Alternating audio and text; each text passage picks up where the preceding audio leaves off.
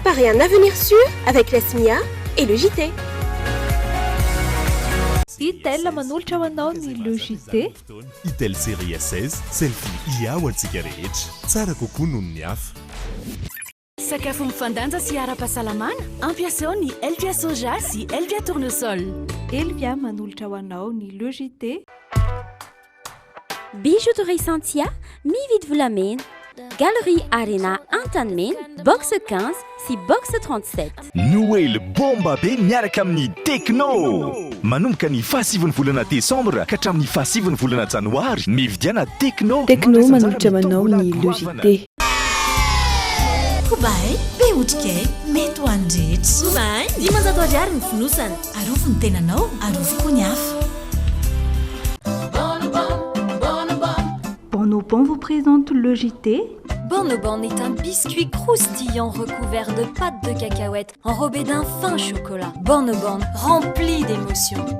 Bonobon. Mampahazo-aina, mampatoky tena, mitroka tsara nefa tsy mora tazana. Talia manolotra ho anao ny le JT. Talia, atokisako. Vokatra malagasy. Volo malefaka, mangirana, tsy vakivaky ary tsy mihintsana. Natura manolotra ho anao ny le JT. Natura, vokatra malagasy.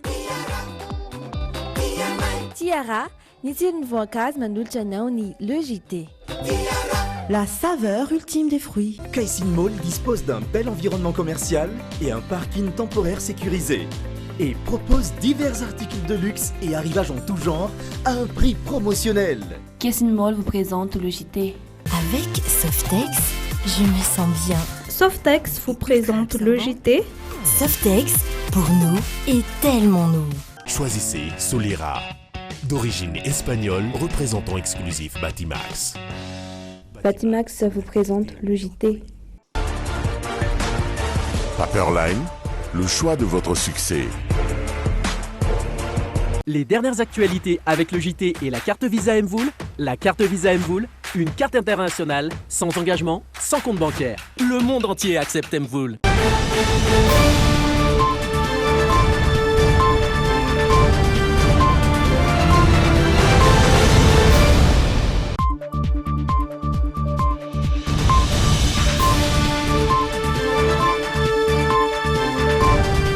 Tonga soto anatin'ny le JT amin'ity takarivan'ny asabotsy 12 desambra 2024 ity asainam-panajana isika anaraka ny fampahalalam-baovatra amin'ny farany eto amin'ny Trimin ireto avy hatrany ary ny lohateny.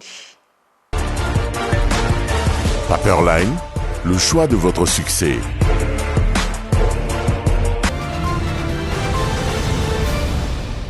Hotaterina amintsika ato anatin'ny le JT ny akon'ny fifidianana olona izay notanterana omaly mifanakaiky ny vato azon'ny kandida avy amin'ny lisitra IRMAR sy ny MMM.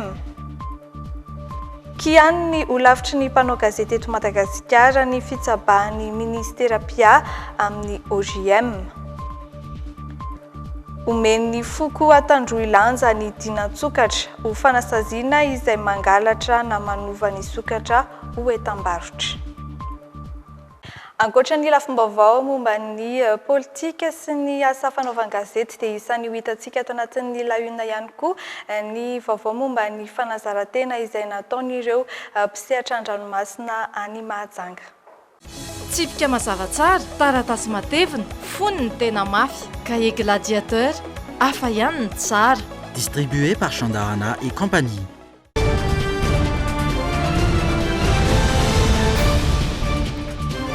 Mifampitady tanteraka ny IRMAR sy ny MMM tamin'ny fifidianana olona izay notanterahana omaly raha ny vokatra vonjimaiky mifanakaiky ny vato azon'ireo lisitra roa ireo tany amin'ny faritany ny rotsahany niaraka. Azo antoka fa samy atafiditra olona maro eny Anosikely izy ireo arahantsika ny fanampanazavana entin'ny Andry Lalaina Andriamasy sy misy Arasafintsatovo. Mifampitady tanteraka ny antoko malagasy miara-miainga sy ny isika rehetra miaraka amin'ny Andry Rajoelina teto Antananarivo sy tany Toamasina raraka ny vokatra vonjimaiky azo tamin'ny fifidianana olona izay nitanterahana omaly.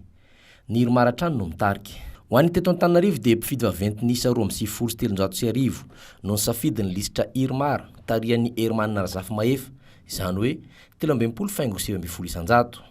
Nahazo mpifidy vaventy 5 kosa ny lisitra MMM tarihan'Andrianantenana Michel Rakotondrainibe. Tany larana fahatelo ny lisitra Indépendant Faly Rasolonjatovy Faly Mampionina izay nahazo mpifidy vaventy 9. Tany Tomasina dia mpifidy vaventy 10 no nanelanelan'ny Irmar sy MMM. Nahazo vato 2,700 ny lisitra Manasoa Donatang Irmar 2,12 faingo 7 isanjato. Raha 2,700 kosa ho an'ny lisitra Raharnirina Sidonie MMM dia 7 faingo 7 isanjato. Fahatelo ny Indépendant Mbahiray Adolphe B nahazo vato 10 aotra fangena 20 isanjato. Ankoatrao dia nanjaka toka ny lisitra Irmar nanerana Madagasikara. Tsy nisy mpifaninana ny lisitra Bin Soufou Alidi tany Mahajanga Kalany 100 isanjato tamin'ny mpifidy vaventy 7,700 Raiky amin'ny 7 isanjato mahery ny an'ny lisitra Raimonala Irmar nanoloana Indépendant Fanorla Randrandrasina Augusta Philippe 7,7 isanjato tany Fianaratsoa. 7,7 isanjato mahery ny vato azon'ny RD tarihan'ny Jean-Marcel Eongobelo tany Toliara. Larina faharoa ny Indépendant VMM Razafy Malala Bernardine 20 isanjato mahery kely. Tanatsarana kosa izay nahitana lisitra telo nifaninana dia nitarika ny lisitra Irmar Avizaramino Seramila nahazo mpifidy vaventy 7,7 na 2,7 isanjato mahery kely. Faharoa ny lisitra Indépendant Bematana Martin nahazo vato 7,7 na 12 isanjato mahery kely. Ary fahatelo ny Indépendant Lemoine Soloniana Herman nahazo vato 4,10 na 2,3 isanjato. Ny asan'ny mpanao gazety mihitsy no potehan'ny ministera PIA ny filohan'ny olavitry ny mpanao gazety eto Madagasikara kian'ny OGM ny fitsabahan'ny ministera amin'izay olavitry ny mpanao gazety izay ka natapa-kevitra ny OGM tsy handray anjara amin'ny fifidianana sy ny fanaovana ny karatra matianina ho an'ny mpanao gazety ho arahantsika vetrany ary izay fanehoan-kevitra izay eo amin'ny rindran-tsary ny Rivonirina Tekaleo. Manoloana ny fanaratsiana samihafa tao amin'ny biraon'ny olavitra, nisy ny fivoriana ny arahany tamin'ny fikambanana ny mpanao gazety manodidina ny 5 karazana. Tapaka taorian'izay fa tsy handray anjara amin'ny fikarakarana ny karatra mahamatianina ho an'ny mpanao gazety ny OGM, ary efa nifampizarana tamin'ny biraon'ny olavitra Perinasa eran'ny faritany izany fanapa-kevitra izany. Notsindrin'ny filohan'ny olavitry ny mpanao gazety fa hitsabahan'ny ministera PIA loatra ny OGM ka napetra no tsy azo ovaina raha tsy mandalo anteny merintsony ny firafitry ny rafitra ao anatin'ny olavitry ny mpanao gazety. Fa misy teny frantsay ao anatin'ny lalàna hoe ny commission des cartes de au sein de l'ordre des journalistes de Madagascar fa tsy au sein du ministère. Nizaraka asobosy zay ho an'ny mpanao gazety iarovana mpanao gazety nandritry ny Covid nomena baiko nitaly parto izay nandalovanay tsy handray ny kasobosy nizarainay sy gel ary nitondrona mihitsy hoe Gérard Rakotonirina président lany daty aza raisina ary aza vela malatika any mpiasa izay malatika any dia hosazina mety ho voaroka angamba. Anananay zany anananay porofo zany matoteninay tafatsoka taboka taty aminay ny WhatsApp izy amin'izy mifampibaiko ao milaza fa fahavalo zahay. Sokajiny olavitry ny mpanao gazety eto Madagasikara ho manao amboletra ny ministera PIA na izany aza tsy manery ny mpanao gazety tsy akakaratra ny OGM raha toka anangana voameran'ny karatra ny ministera. Na mafisy ny OGM kosa nefa fa tsy nolotra kandida amin'ny fifidianan'izy ireo. Ny asantsika mihitsy teny ministera taddio samy hafa ny tontolon'ny serasera sy ny tontolon'ny fitsarana. Hoy izy ny teny frantsay hoe chapelle différente, la communication, le journalisme et la magistrature.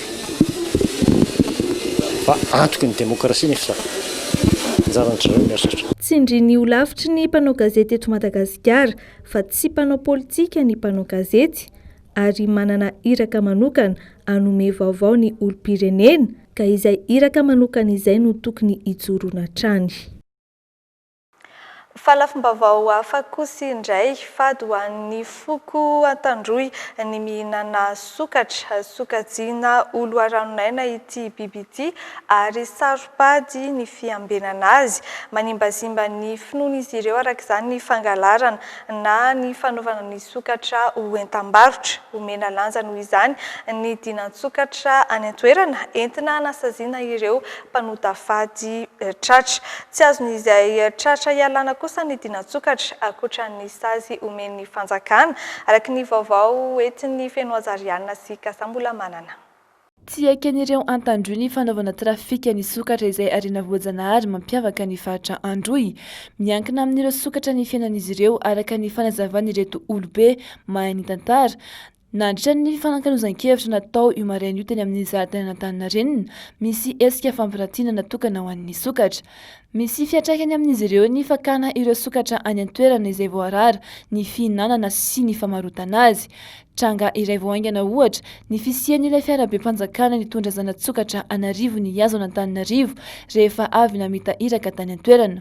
Tao hoy ireto olobe ireto ny firaisana tsokombakomba tamin'ny olona avy ao an-toerana izay mahita sy mahalala ny misy ireo sokatra ireo. Raha manana ny dinany ny omby, efa manana ny azy ihany koa ny sokatra araka ny fanazavana. Ataonao ambony ny dinana omby zany ny dinan'ny sokaky satria dinan'ny sokaky io no tena magnotafaly mamonana ihany. Ataonao agnaby ny dinany mba hivery ny fiarovan'ny sokaky mba tokony hivery amin'izay ny toerana ny tanindrazana satria sokaky ireo laha misy andro maitany laha magnoaka ny sokaky ranonora zay, laha misokaky vavany dia ranonora zay, laha miakatsy re atoandro na andro maina le maina laha miakatsy re mandeha ora zay. Nainaina ny toeran'ny sokaky eo naondragny ity maiky ty aminay agny tsy misy raha, tsy manahaky aminareo atoitoy misy vary ora maray ora hariva, maty miaraka aminay zany sokaky nany zay, marandrano miaraka aminay sokaky satria sokaky igny ho tafaly. Nankatoavin'ny fitsarana ambaratonga voalohany tao Toliary ny 20 Aogositra 2024 teo ny Dinabe Androy. Nankatoavin'ny tao Ambovombe Androy ihany koa ny lilitany voalohany Androy ny 18 Febroary 2024. Ireo izay mamatra ny sazy azo raha manao trafika na sokatra ny olona iray. Ho an'ireo Antandroy mini mandika ny Dinabe, voarara ny mandevina izany olona izany ao amin'ny fasandrazana, tsy azo alana vady ary verzo amin'ny mahantandroy azy.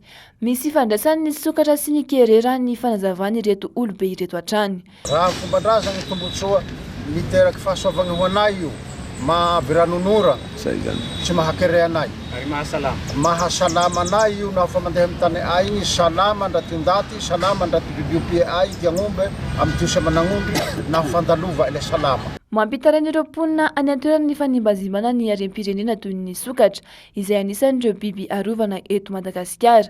Fikambanana iraisam-pirenena iray miha manokana ny sokatra, ny Turtle Survival Alliance na ny TSA izay vao avy novatsiny ny fanjakan'ny Etazonia vola entina ikarakarana ireo sokatra mahery ny 2 azo ny ampelantanan'ireo mpanao trafika izay mila averina any amin'ny toerana ny angany toy ny amin'ireo Antandroy sy Mahafaly. Ho an'ny mahajanga sika ato anatin'ity vaovao manaraka ity nanatanteraka fanazarantena ireo mpamonjy voina an-dranomasina tamin'ity herinandro ity. Izany no natao hoenty manamafy sy manatsara ny fifandraisan'ireo mpisehatra an-dranomasina raha sendra loza. Naharitra 2 andro kosa ny hetsika izay nokarakarain'ny antokondraharaha misahana ny fitaterana an-dranomasina sy an-dranomamy. Ny anatsarana sy anamafisana ny fifandraisan'ireo mpisehatra an-dranomasina raha sendra loza, io no tanjona ny ompanan'ny fanazarantena sy ny atrikasa nataon'ireo mpamonjy voina an-dranomasina tany Mahajanga. Nandritra ny hetsika izay naharitra 2 andro no karakarain'ny APMF antokondraharaha misahana ny fitaterana an-dranomasina sy an-dranomamy. Fanazarantena Sarexa Boeny 2021 dia raha ny bilan zany dia azo lazaina fa mahavelombolo amin'ny lafiny maro samihafa. Ny lafiny voalohany dia ny favitrian'ny mpandray anjara. ny lafiny faharoa dia hita taratra ihany koa fa na dia mbola vao zaira vao niaraka dia fa hita fa misy zany ny coordination eo amin'ny mpietsehatra maro samihafa izay nandray anjara tamin'ity fanazaranteny ity. Ny lafiny eo amin'ny fifandraisana zany na ny communication hita ihany koa zany tao anatin'ny intervention izay nataon'ny sambo na teny an-dranomasina zany na ny intervention natao aty an-tanety tamin'ny évacuation andro le olona avy any an-dranomasina. Ezaka manaraka hoy ny tompon'andraikitra ny fanatsarana ny fiatrehana ny lozan-dranomasina amin'ny tranga tena izy izay raha teo no kendrena amin'ny fanazarantena toy izao. Ka mihintsy matoky zany zay fa rehefa misy ny tranga eto a Mahajanga dia tokony zany tsy dia anahirana intsony ny famonjena ny ain'olona an-dranomasina amin'ny alalan'ny fiarah-miasa zany miainga avy aty amin'ny PMF sy ireo mpiara-mombonantoka zany na eo misehitry ny fanjakana hafa na ihany koa misehitry ny tsy miankina zany. Mariana fa misy ny fiara-miasa amin'ny fanjakana ho fitandrona manoloana ny loza tsy vitan'ny olo-tokana fa ilana fifandrimbonana raha teo ny asa toy izany raha ny fanazavana trany. Ankoatran'ny lafim-baovao mikasika ny fanatanjahantena dia hibantoerana amin'ny vaovao hitantsika ato anatin'ny actu ihany koa ny trangam-piarahamonina. Mpianatra tsy ahisaina no mahazava vaovao isan'andro. Premier Plus, miatsara trany ho an'ny fahombiazanao. Premier Plus, dans la vie, il y a les premiers et il y a les autres.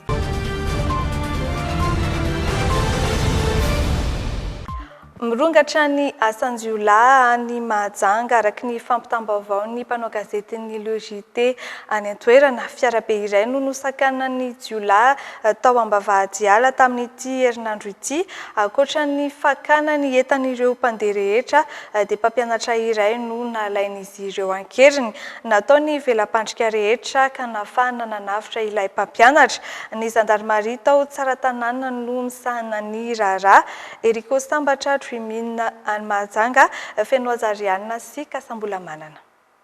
Fiarabe iray indray no lasibatra ny jiolahy tao amin'ny fokontany Ambavahady ala ao amin'ny distrikan'ny Tsaratanana tamin'ity herinandro ity.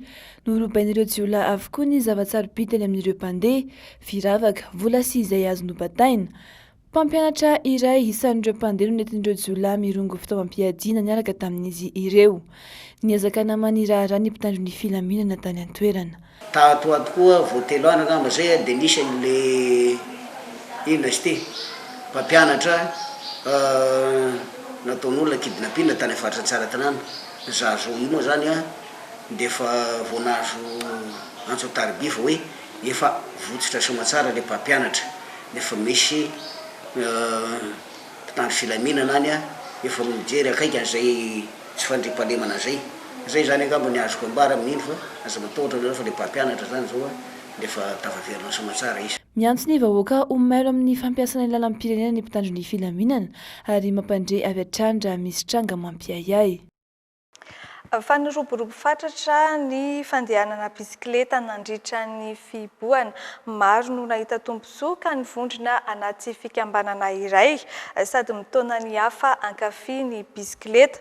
Nanaraka ny fikambanana KVTT ary Andry Lalain'Andriamasy misy Arazafinjatovo androany. Maro no nisafidy ny andeha bisikileta nandritra fiboana tao anatin'ny fotoana verena tsikelikely ny asa. Ny antombo zany, ny andany ambavy ary tsy mifidy taona. Ny fandraitsy tapaka tamin'ny tambozora tserasera izy ireo ary samy natsapy ireo tombotsoa maro azon'izy ireo tamin'ny fitonana bisikileta. Maro dia maro tokoa moa zany ny tombotsoa azo avy amin'ny fitaingenana bisikileta raha tsy ilaza fotsiny hoe mahasalama le mitaingina bisikileta. Ao koa ny raha hoe hiditra any amin'ny resaka hoe fizahantany betsaka ny toerana izay tsy tonga ny tomobile fa bisikileta mahita anazy. Dia ireo mpitaingina bisikileta zany dia efa mahatsapa an'izany hoe tena tsara mitaingina bisikileta ary mahatonga lavitra rehefa tena hoentana. Ny fampitona mba anangana fikambanana iray izy ireo dia ny KVTT izany. Fampitaizana sy fampisarana traikefa ary fiaraha-mitsangatsangana anaty fizahantany no mameno ny fandaharam-potoan'izy ireo. Isan'izany ny tokony arovam-batana hatrany rehefa mitondra bisikileta. Araka ny hitantsika zany eto Antananarivo ireo mpitondra bisikileta dia mandeha mampiasa lalana koa mampiasa ny lalam-bahoaka zany de tena mampalahelo moa zany fa de ohatrany hoe betsaka ny mpitondra automobile zany tena tsy mirarahan'le mpitondra bisikileta mihitsy indraindray arany hoe mialatsiny amin'ireo mpitondra taxi be fa mandeha ianao de kopeny zalahy eo aloha eo de mampalahelo zany zany zavatra zany ka ny zavatra afaka atao zany aloha zany amin'izao aloha de ny fiarovana ny tenanao aloha de ny fanaovana kasika de aloha zany rehefa mitaingina bisikileta de manao kasika aloha indrindrandrindra fa rehefa mampiasa ny lalam-bahoaka misy formalisation koa zany hoe tsy maintsy mamikara-panondro le olona ahafahana mijery hoe aiza izy mipetraka jerena ao koa ny resaka sanguinité resaka groupe sanguin zany hoe ahitana zany hoe inona ny raha marary izy zany ny andalana de efa mahafantatra zany misy baditra de efa misy anarany eo iza ny olona tsona raha sendra marary izy elana amin'le vona sendra mahazo ny mpitaingina bisikileta de anisan'ny voalohany koa zay zany nametraka ny assurance ho an'ny mpanao bisikileta zay ahafahana izaraina amin'ny mpinamana club rehetrarehetra zany hoe ampiriska mba midira satria misy avantage be amin'le fananana assurance zany amin'ny resaka loza famivozana zay koa zany anisany anankiray koa hoe antom-pisiny ty KVTT ty isensibiliser ny olona zany mba ahay tsara koa ny lalàna ny fifamoivozana zany hoe efa misy hetsika moa zany manaraka ho atao amin'ny 2021 reny zany ampafantatra ny olona hoe ahoana ny fomba fitondrana bisikileta rehefa eny an-dalana eny mba samy mahafantatra ny tokony ataony zany ny olona rehetrarehetra ary misy olona zany efa manana expérience sy zoky olona anoro fomba fanaovana zay ao anatin'izay androany de ny famotoana voalohany ireo mpikambany KVTT nizotra bisikileta niala avy teny Ambodifatsina Nankena-Mbomanga narana fitsidihana Rovan'Ambomanga sy fambolekazo ary ny farana tamin'ny fiaraha-misakafo sy fiaraha-mijery gasy etsika teo ambany fiahino ministeran'ny fitaterana sy ny fizahantany ary famantarana toetrandro ka isan'ireo nitaingina bisikileta Nankena-Mbomanga ihany koa ny ministra Randriamandranto Joël.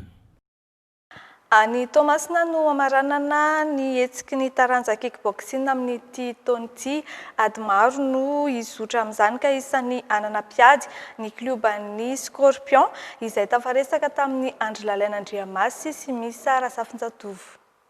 Hetsika iray goavambe izay ho tanterahana ny Tomasina 20 Desambra ho avy izao no amaranana ny taom-pilalaovana ny taranja aiady kickboxing amin'ity taonity. Hetsika izay karakarain'ny club Scorpion any Tomasina sy kluba maromaro avy eto Andrenivohitra. Kluba maro avy aty Antananarivo sy Tomasina ary Antsirabe no handray anjara amin'izany ka isan'izany ny kluba Scorpion avy eto Antananarivo izay andefa kicker sampolony samy klasy avokoa. Ho anay manokana angamba zao raha ho anay manokana niady eo amin'ny 12 eo zany hoe ahitana combattant kalaza maromaro ihany raha tsy teny fotsiny hoe raha tsy teny hoe faray zany zao fa kalazalaza tsy manao professionnel tany andafy de misy vehivavy ihany koa ato aminay efa vice champion de Madagasikara tamin'ny 2018 iverina hiakatsehatra koa izy de katita kely champion Antananarivo anaky roa teo de ny ankoatr'izay vakizy efa miparticiper championnat daholo any efa eo amin'ny klasy A daholo le andeha amin'io. Nateo aza ny fihibohana de nisy hatrany ny fanomanana ho antsirairay sy ny fiomanana ny raisy natao rin'izay.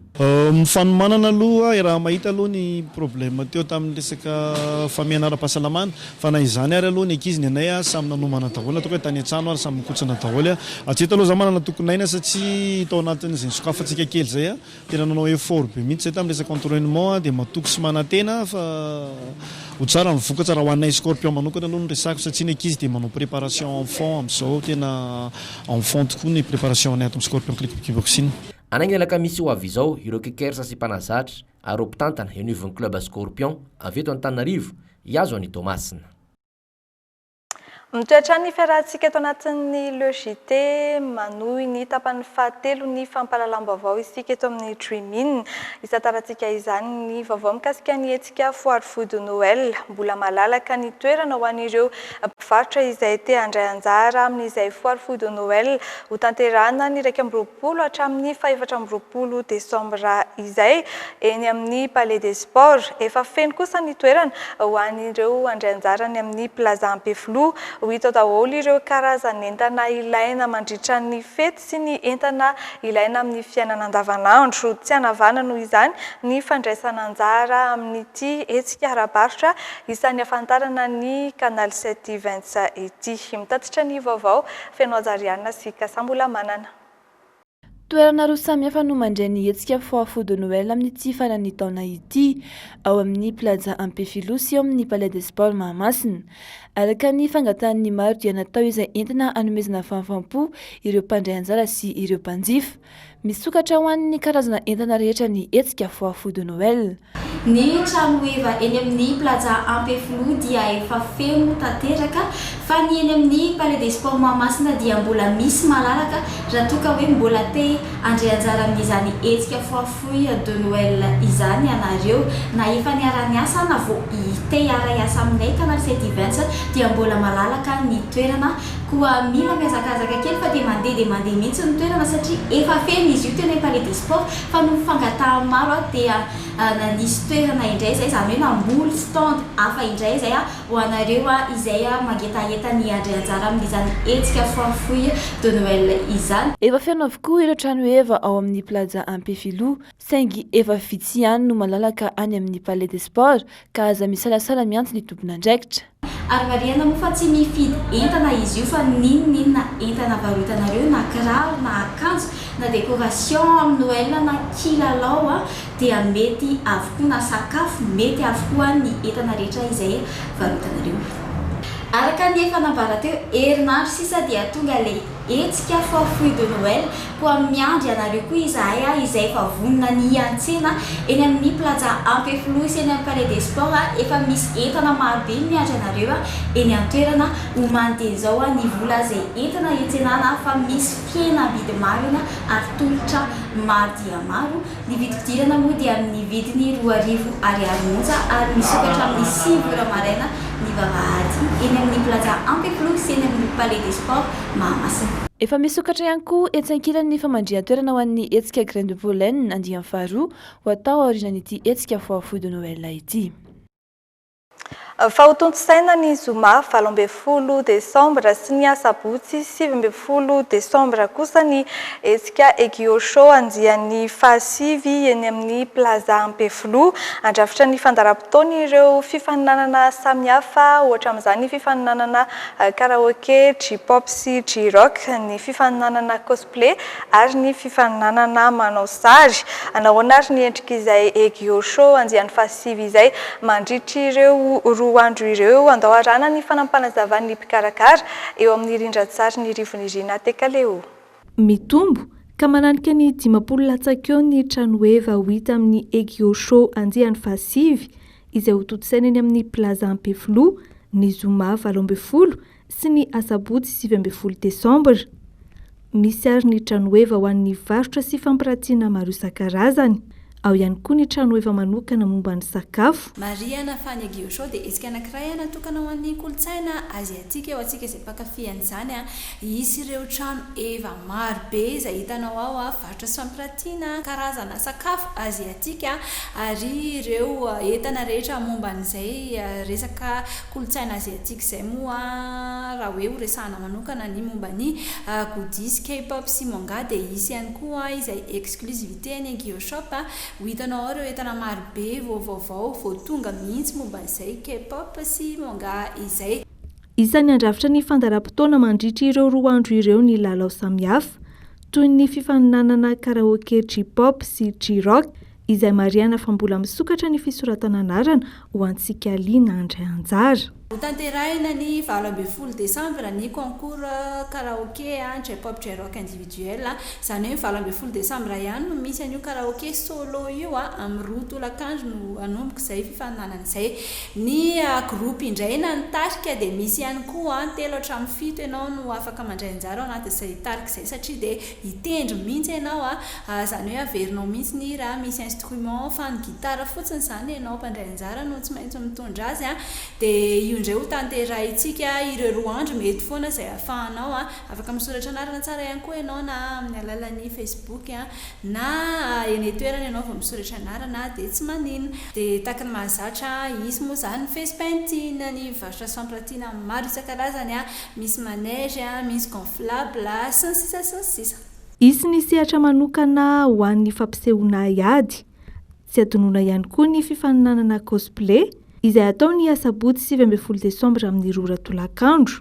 Na izany aza mbola azo atao foana ny misoratra anarana hatramin'io fotoana io. Antsika izay mpankafy zay cosplay zay na costume player antsika aty manao andreny mamerina andreny akanjo na personnage malaza reny tsy voatery hoe manga akory fa na reny super héros reny ary na reny Disney reny ary rehefa ohatra ka tafavoakanao tahaka izay ma costume player anazy zay dia efa mety ho tsaraina ianao ao anaty fifaninanana marihana fa maimaim-poana daholo fisoratana anarana amin'ireo fifaninana andreo. Manentana antsika rehetra ary ho avy mandritra ny Egeo Show ny 29 sy 30 ny volana desambra ho avy zao natao andretrarehetra mihitsy izy io na ankizy na tanora na olon-dehibe ho antsika mpankafy ny kolontsaina izay atika na mety hoe mba liana te fantatra momba an'izany dia afaka makany avokoa manatrika izay hetsika izay. Mirary ny fidirana 3 ariary mivoatra ny vavahady manomboka amin'ny 7 ora maraina hatramin'ny 5 ora hariva. Izay ihany koa no mitondra antsika amin'ny lafim-baovao hafa.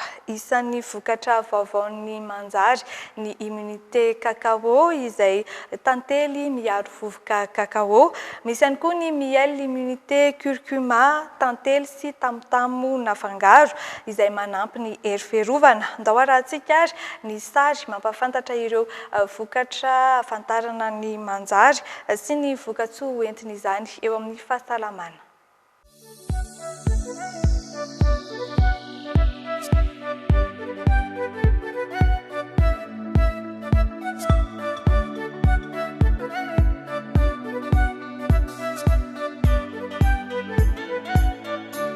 Manjary zany dia société manao transformation alimentaire vita malagasy izay tsy misy fifangaroana produit hafa zany hoe additif fa tena produit natural daholo ary vokatra eto Madagasikara no ahodin'ny manjary ho an'ny vahoaka malagasy. Isan'ny dernier produit zao ohatra hoe immunité curcuma, immunité cacao plutôt, mivoaka tamin'ny 24 novembre tovy amin'ilay pâte à tartiner chocolat reny zany, malagasy 100% vita malagasy le izy. Raha resantsika ohatra hoe tantely sy tamotamo. Tantely zany zao manafaingana fahasitrana ny zavatra misy ratra tafiditra ao anatin'ireny ohatra hoe vavony, tsinay. Curcuma zao raha resantsika koa dia miaro ny lalakanina sy ny fandevonan-kanina, ny estomac, ny tsinay sy ny rehetrarehetra. Raha ohatra zany misy olona anankiray voan'ny hepatite na olona misotrotro alcool ka ohatra hoe manana mitadinao ireny le hoe cirrhose du foie dia tsaratsara mihinana amin'itony produit itony. Miel rehetrarehetra ny manjary amin'izao dia 10 000 ariary daholo ny bocal na 250 millilitres. Ny fruits séchés kosa dia 4 000 ariary. Ny immunité cacao ihany 12 000 ariary. Fa ankoatran'izay dia ny manjary koa dia manao coffret cadeau amin'ny vidiny 60 000 ariary amin'ny gamme miel rehetrarehetra. Dia manao panier ihany koa. Misy fruits séchés misy immunité cacao, misy foie gras ihany koa. Dia ireo zany tolotra omen'ny manjary ho an'ny mpanjifa mandritra nyity volana desambra ity.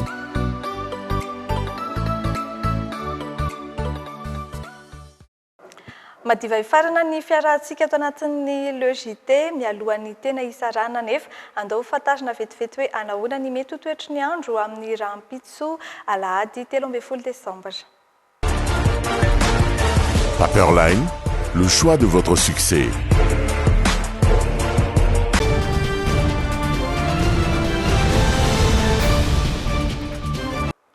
Somary ena ny tsioka avy any atsimo atsinanana ho an'ny 3 andro avy raha ny fampitam-baovao avy amin'ny meteo malagasy izany hoe hiakatra tsikelikely ny maripana ary saika ho maina ny faritra maro manerana ny nosy. Ho amin'ny rahampitso alahady 13 desambra ary dia ifandimy ny rahona sy ny masoandro any amin'ny faritry Diana sy Sava. Ny maripana indray dia eo anelanelany 13 degré Celsius sy ny 13 degré Celsius. Ahitana orana ny faritry Betsiboka sy Sofia rahampitso ifandimy kosa ny rahona sy ny masoandro any Boeny ary ahitana orana ihany koa ny amin'ny faritry Melaky. Ny maripana farany ambany dia 12 degré Celsius raha toa ka 13 degré Celsius ny maripana ambony indrindra. Ahitana orana ihany koa rahampitso ny faritry Analanjorofo sy Antsinanana ary fandimby ny rahona sy ny masoandro ny faritra loatra mangoro ny 12 degré Celsius ny maripana farany ambany raha toka 7 degré Celsius taky ny any Analanjorofo ny maripana ambony indrindra. Samy ahitana orana ny faritra Analamanga sy Vakinakaratra rahampitso tahak'izay ihany koa dia ifandimby ny rahona sy ny masoandro ny faritry Bongolava sy Itasy ny maripana indray dia 14 degré Celsius ny farany ambany indrindra ary 19 degré Celsius ny maripana farany ambony indrindra. Ibalika ny masoandro ho an'ny faritry Orombe rahampitso alahady ifandimby ny rahona sy ny masoandro ho an'ny faritry Matsiatra ambony sy Amoron'Mania. Izy kosa ny orana ny amin'ny faritra Ivadivavitovinany sy ny faritra Atsimo-Atsinanana 12 degré Celsius ny maripana ambany indrindra toy ny any Amoron'Mania ary 13 degré Celsius ny maripana ambony indrindra izay hitantsika ny Orombe. Amaranantsika azy ny amin'ny faritry Menabe sy Androy, Anosy ary Atsimo Andrefana izay samy ho tsara ny andro ibalika ny masoandro ny maripana indray dia 13 degré Celsius ny ambony indrindra ary 12 degré Celsius ny ambany indrindra. Hatro ihany koa ny fiarahantsika tompoko lahy sy tompoko vavy ankasitrahany ianao nanaraka ny logité hatramin'ny farany manome fotoana ho aminao amin'ny manaraka indray mandrapitafatra tompoko lahy sy tompoko vavy.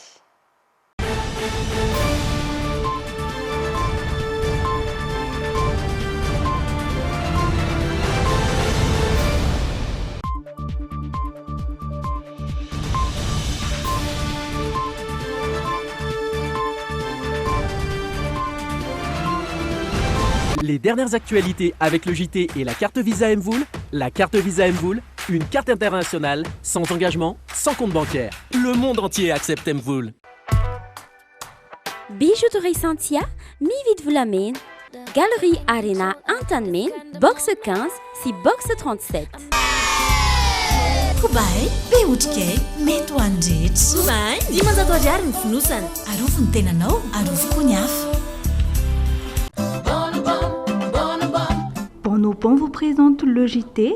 Bonobon est un biscuit croustillant recouvert de pâte de cacahuète enrobé d'un fin chocolat. Bonobon rempli d'émotions.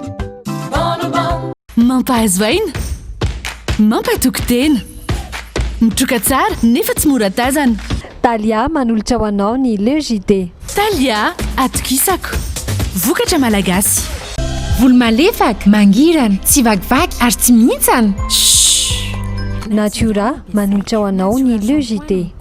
Natura vokatra malagasy. Noël bomba be miaraka amin'ny Tecno. Manomboka ny fahasivany volana Desambra ka hatramin'ny fahasivany volana Janoary mividiana Tecno. Tecno manolotra ho anao ny le JT. Tiara, ny tsiron'ny voankazo manolotra anao ny le JT. La saveur ultime des fruits.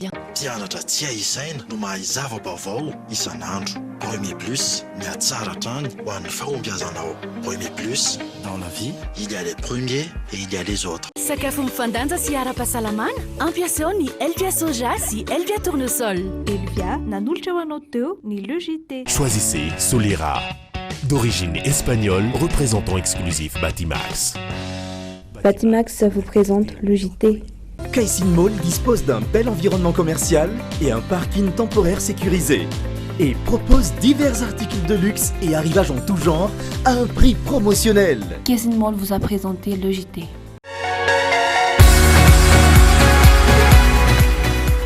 Esmia vous a présenté le JT. Avec Softex, je me sens bien. Softex vous a présenté le JT. Softex, pour nous, est tellement nous. Itel nanolotra ho anao teo ny le JT. Itel série 16, selfie ia ho antsika rehetra. Tsara kokoa noho ny hafa.